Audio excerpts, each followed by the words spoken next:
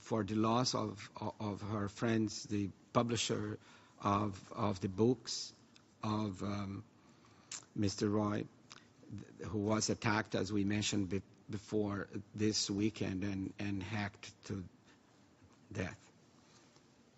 Rafida Ahmed. Thank you, Professor Rosenthal. Let me also thank UNESCO and Lithuania for inviting me to highlight the unthinkably horrific stories of impunity in Bangladesh. And this is all happening in front of our eyes right now, in the broad daylight, in these modern days of 21st century. 2 days ago, this weekend, on Saturday, it was a bloody day in Dhaka, the capital city of Bangladesh, again. This is the 6th incident since February this year that the Islamic terrorists attacked the bloggers. Writers, and now the publishers in front of thousands of people in broad daylight. Before they used to attack in the dark. Now the extent of impunity is so great that they attack us in the broad daylight, in front of thousands of people, or even inside the residences or offices of the writers and the publishers. So far, they killed 5 bloggers, writers, and publishers this year, and wounded many. My husband, Dr. Avijit Rai, and I were hacked in the middle of the crowded street in Dhaka on February 26th, while we were visiting our homeland for a book signing event. Though I survived with 4 head wounds and a sliced off thumb, Avijit was not that lucky. He died in the hospital. Then a month later, they hunted down the writer, blogger Ananta Das, who used to work with us, in the broad daylight on his way to work in the morning. They killed blogger Washikur Rahman Babu in the street next. Then they did not even hesitate to appear in blogger Niloy's house and hacked him to death in front of his partner. But why stopping at the writers only when these machete-wielding assailants know the Bangladeshi government will stay silent no matter what they do? So now, this time, their targets were the 2 publishers who dared to publish the books of these writers on free thoughts, secularism, and freedom of speech, and also many other topics.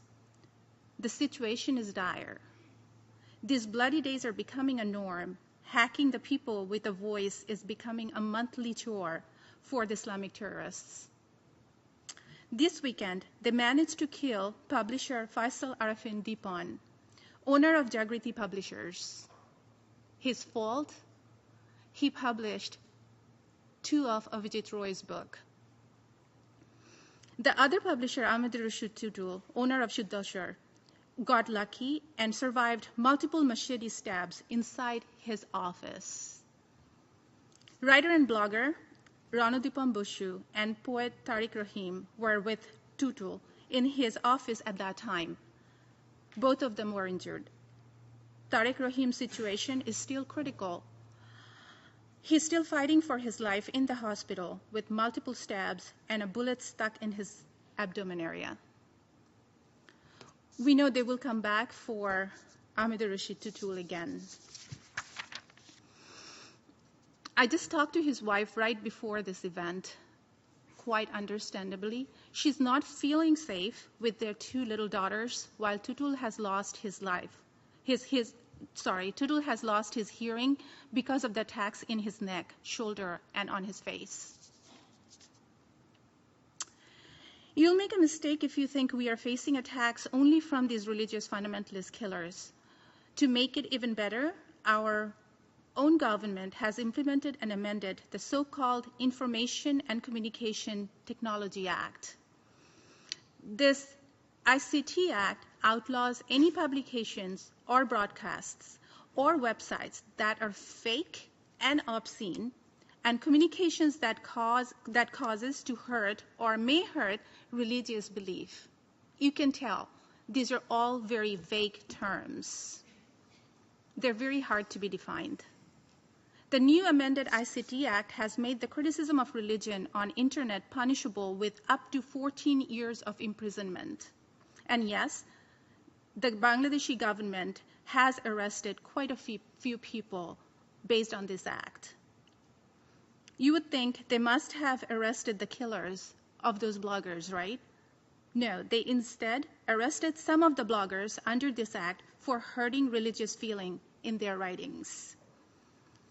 One of the journalists was arrested and harassed a few weeks ago for so-called embarrassment to one of the ministers of the current government. Bangladeshi government stayed completely quiet after the first 3 murders this year.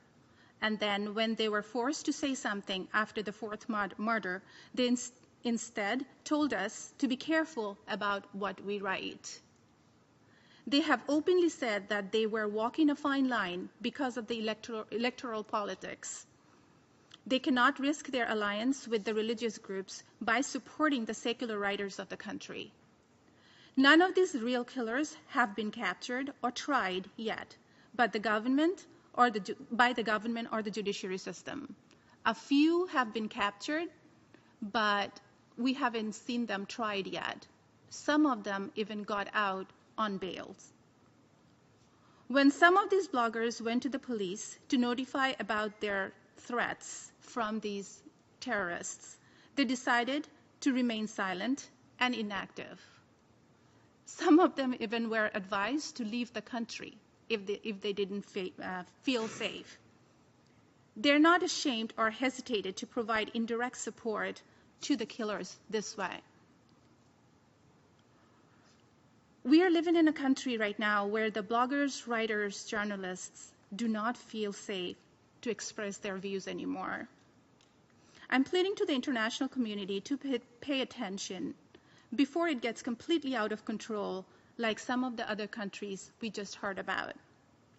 These brave journalists, writers, bloggers, publishers in Bangladesh love their country and want to make a difference in their own homeland. They're out along the streets in Dhaka and in many other places in Bangladesh today as we are speaking to protest these murders and the impunity and the inaction of the Bangladeshi government. We have been continuing our work knowing the threats.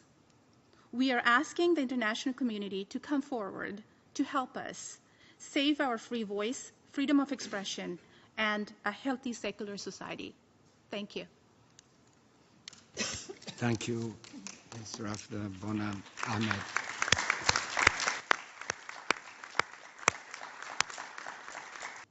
The United Nations and to the international community, because we're not talking about just something that happened, but something that is happening now and that deserves attention and action.